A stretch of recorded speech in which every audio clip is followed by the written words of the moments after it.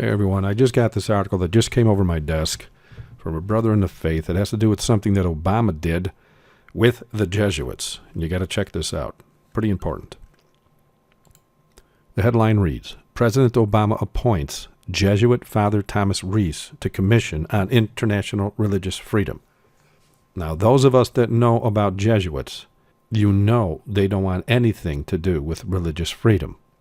Their definition of religious freedom is you're allowed to be Roman Catholic, and that's it. On my Words of a Beast page on the website, go to remnantofgod.org, just scroll down to RCC Exposed and go to Horrific, and then go to the Jesuit Oath.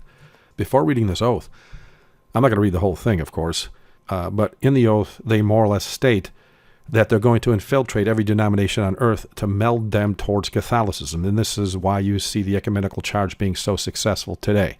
All churches are under Rome now, including the SDA Church. But before reading this red paragraph, please, if you have any children nearby or anybody that doesn't like to hear this kind of stuff that's kind of blood-curdling, get them out of the room, okay?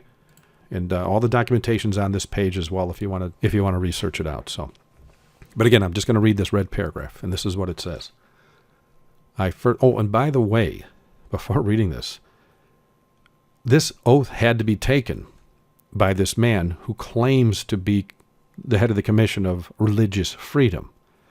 This oath was also taken by none other than Pope Francis I.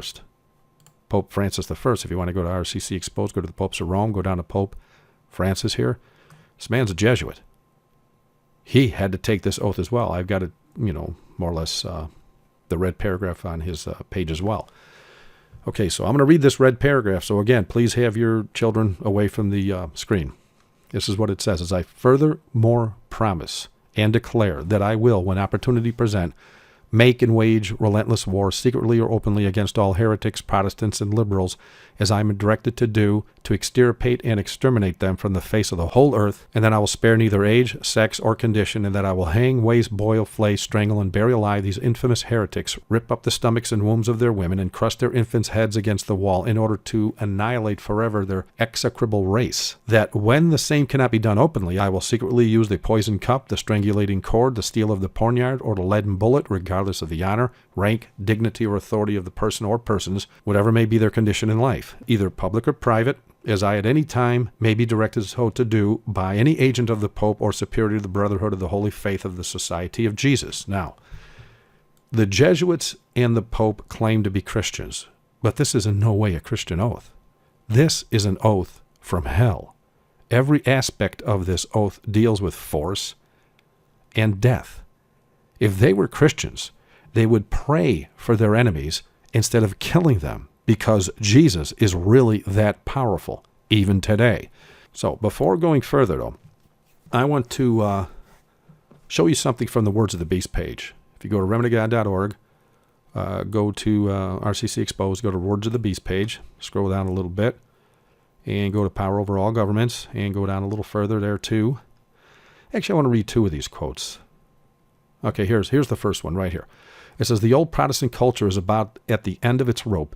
Why can't we make the U.S. Catholic in legislation, Catholic in justice, aims, and ideals? And the next quote I want to read here is this one here. And the main reason I want to read this one here is because everybody knows about all the constitutions that are being changed all around the world. I even made a couple of videos in regards to how they're working towards changing the Constitution of the United States of America as well. But check this one out. It says, but constitutions can be changed and non-Catholic sects may decline to such a point that the political proscription or ban of them may become feasible and expedient. What protection would they have against the Catholic state? They say, okay? And this quote was actually imprimatur, or that's Latin for let it be written, by Cardinal Hayes. Now, before commenting on that arrogant statement, check out this video from a meeting in Jesuit-owned and operated Georgetown University in Washington, D.C. Now, listen to what this retired colonel says regarding true believers. Yes, he's talking about insurgents in Iraq as well, Muslim believers and others, but check out what he says. And keep in mind, the Jesuits were just installed as the watchmen over the International Religious Freedom Commission. And now here we see in the Jesuit Georgetown University a statement like this being made. Check out this video.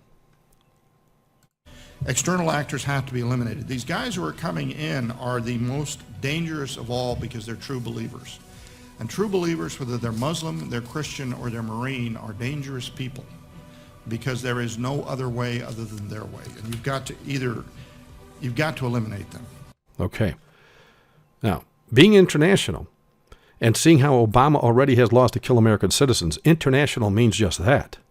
They have the power to eliminate true believing Christians the world over.